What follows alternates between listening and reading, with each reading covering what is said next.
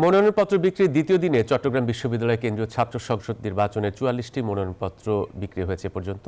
হল সংসদে পুরুষ নির্বাচনের মনোনয়নপত্র বিক্রি হয়েছে 10টি এবং নারীতে 13টি ফর্ম বিক্রি হয়েছে।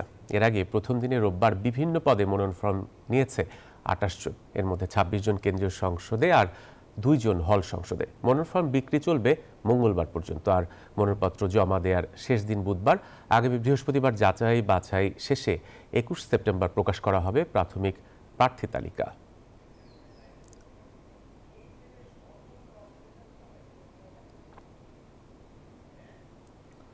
চাকসু নির্বাচনের খবর জানাতে এবারে আমাদের সঙ্গে যুক্ত হচ্ছেন সহকর্মী তামিম আহমেদ শরীফ।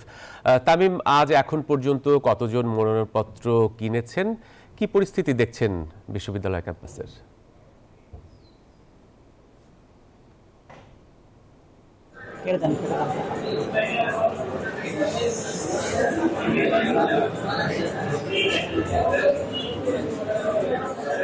ধন্যবাদ জোহর। আপনি যেমনটা বলছেন, চট্টগ্রাম বিশ্ববিদ্যালয় কেন্দ্রীয় ছাত্র সংসদের মনোনয়নপত্র সকাল 9:30 থেকে শুরু হয়েছে।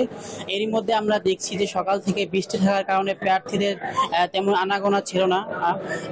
আপনাকে জানিয়ে রাখতে চাই যে কেন্দ্রীয় ছাত্র সংসদে এখন পর্যন্ত 44টি মনোনয়নপত্র বিক্রি হয়েছে।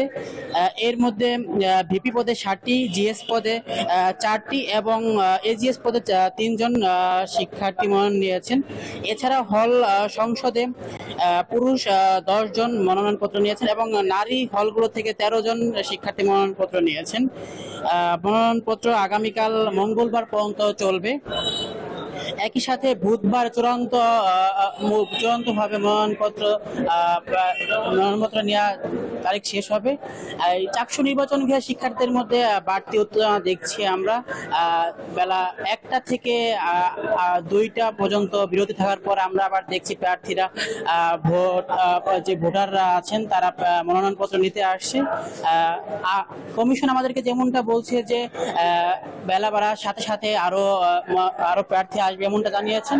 এছাড়াও শিক্ষার্থীরা বলছেন যে সুষ্ঠু এবং অবাধ একটা নির্বাচন তারা আশা করছে এমনটা জানাচ্ছেন এবং নির্বাচন কমিশনে বলছে যে নির্বাচনকে সুষ্ঠু করতে সকল প্রকার কাজ তারা করবেন। এই ছিল চট্টগ্রাম থেকে। ফিরে যাচ্ছি জহুরের কাছে। তামিম, আপনাকে ধন্যবাদ। বান্ডেল থাকলে প্রতি সেনমানিতে টাকা বাঁচবে। বিকাশ সেনমানি বান্ডেল কিনে জিতুন প্রতি লেনদেনে।